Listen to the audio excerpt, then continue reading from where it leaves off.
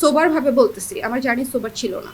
আমার এমন হয়েছে যে অনেক সাপ্লায়াররা আন্তরিক ছিলেন, বাট বেশিরভাগ সাপ্লায়াররাই তখন আসলে রেডি ছিলেন না যে একজন মহিলা ব্যবসায়ীর সাথে ডিল করার জন্য। হ্যাঁ, মার্কেট রেডি ছিল না আর কি। দ্বিতীয়ত, আমি যখন BBMBA করে ফেললাম, মানে আমার MBAও কমপ্লিট বাই দ্যাট টাইম, আমার তখন 24-25 বছর বয়স অ্যারাউন্ড, তাই না?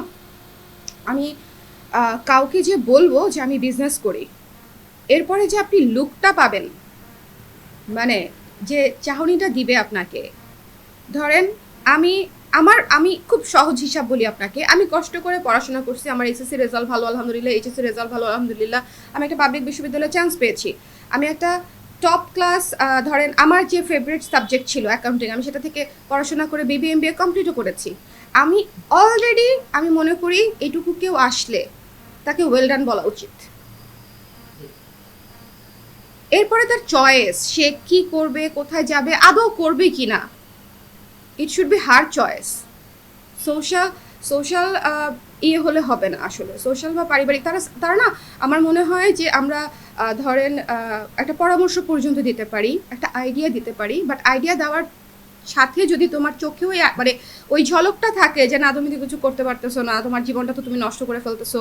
বাট আমি খুব খুব মানে সোবারভাবে বলতেছি, আমার জার্নি সোবার ছিল না, মানে রেসপেক্টের জন্য আই ফট ব্যাক। রূপায়ণ lake castle, welcome to the land of piece.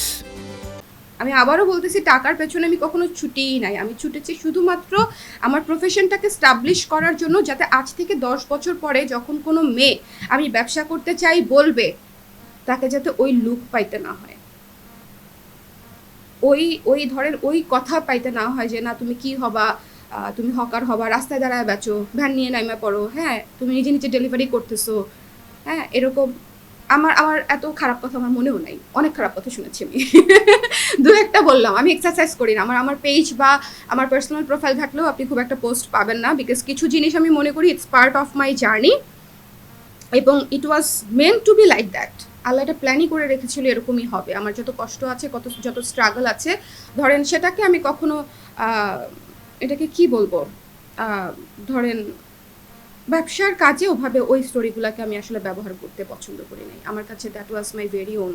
আজকে ধরেন আপনি কষ্ট করে আমাকে সম্মান দিয়ে এসেছেন বিধায়, বা আমাকে যারা ডাকছে, আমি এই বিষয়গুলো নিয়ে কথা বলছি, but some journeys are meant to be share with someone, যখন সেটা মানুষ জানতে চাবে। তুমি এখন বলো, নাও ইউ আর সাকসেসফুল, সবার মতে, সবার মতে এখন তুমি এটা বলার যোগ্যতা রাখি আমি। আমি তো মানুষকে ব্যবসা করি সেটা বলারই যোগ্যতা ছিল না অনেক বছর, তাই না? যে আমার প্রফেশন যে বিজনেস, সেটা রেসপেক্টফুলি বলে, মানে রেসপেক্টটা আর্ন করার অবস্থায় ছিল না। আমি কত টাকা আর্ন করি দেখেন, আমার কিন্তু এরকম কখনো হয় নাই যে আমি আমি বিজনেস করতেছি একদম শুরু থেকে, মানে আমি তার কিছু করি নাই জীবনে, তাই না? তো এমন কিন্তু কখনো হয় নাই আমার কারো কাছে গিয়ে হাত পাততে হয়েছে। আমি ওই যে বললাম, আমার যতটুকু আছে ওর মধ্যে আমি আই কিপ ওয়ার্কিং।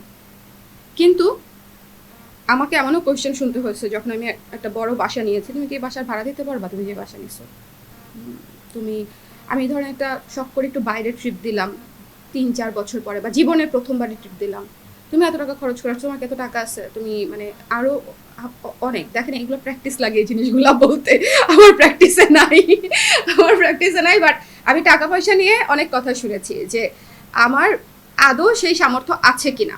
এখন ঘটনা হচ্ছে, আমি তো কখনো কারো কাছে যে বলি নাই যে তুমি আমারকে একটু সহায়তা করো। আমার বাবা এবং আমার বোন ছাড়া কেউ বলতে পারবে না যে স্বর্ণা কখনো বলেছে যে ওর কোনো কিছু লাগবে। বাট বাবা এবং বোনের ব্যাপারটাও ধরেন খুব ইমার্জেন্সি মানুষের জীবনে থাকে, এরকম কিছু সময় আমি হয়তো বলবো আপনাদেরকে আর একটু পরে সিরিয়ালি। তো আমি যে সময়টাই ছিলাম, যে 2016-17, আমার বাবা মা, বিশেষ করে আমার মা কোনোভাবেই অ্যাগ্রিড না। বাবা ওরকমভাবে কখনোই প্রেশার দেয় নাই, কিন্তু মা কোনোভাবেই অ্যাগ্রিড না।